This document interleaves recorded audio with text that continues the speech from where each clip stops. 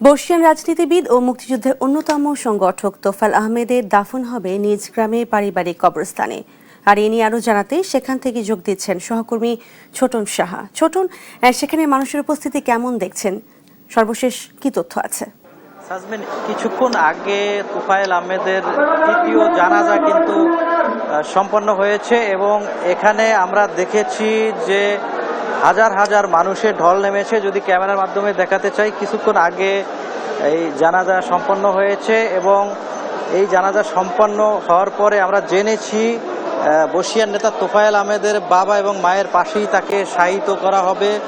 এই ছোটবেলা কিন্তু এই দক্ষিণ দিগলদির কোরালিয়া গ্রামে কিন্তু তোফায়েল আহমেদের ছোটবেলা কেটেছে এবং সেখানেই তাকে শায়িত করা আছে, অর্থাৎ তার পরিবারে যে সদস্যরা ছিলেন তাদেরও এখানে শায়িত করা হয়েছে, তাকেও এখানে শায়িত করা হয়েছে। তিনি অসুস্থ থাকাকালীন সময়ে কিন্তু তিনি বলে গিয়েছিলেন যে তাকে যেন গ্রামের বাড়িতে তাকে দাফন করা হয়। তার সেই অনুরোধে তাকে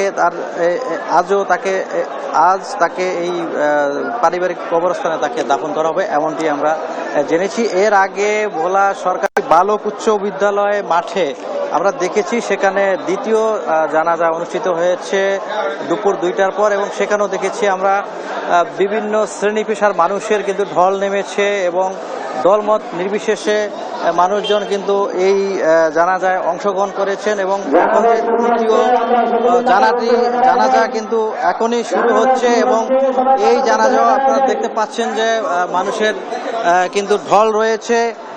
যদিও আমরা দেখতে পাচ্ছি দূর দূরান্ত থেকে কিন্তু লোকজন, মুসল্লিরা এখানে এসেছেন, তার স্বজনরা এসেছেন এবং তার দলীয় নেতাকর্মীরাও কিন্তু এখানে এসেছেন এবং তারা এই জানাজায় শরীক হয়েছেন। এই জানাজা শেষে তাকে এই কবরস্থানে দাফন করা হবে। যদি একটু তথ্যযুক্ত করতে চাই, 1970 সালে তোফায়েল আহমেদ কিন্তু প্রথমবারের মতো সংসদ সদস্য নির্বাচিত হন। এরপর তিনি টানা নবমবারের মতো সংসদ সদস্য ছিলেন। তৎকালীন সময়ে তিনি বাণিজ্য মন্ত্রণালয়ের দায়িত্বপ্রাপ্ত মন্ত্রীও ছিলেন। নিরাপত্তা ব্যবস্থাও কিন্তু নেওয়া হয়েছে এবং বলা যায় যে এই জানাজায় মানুষের যে ঢল নেমেছে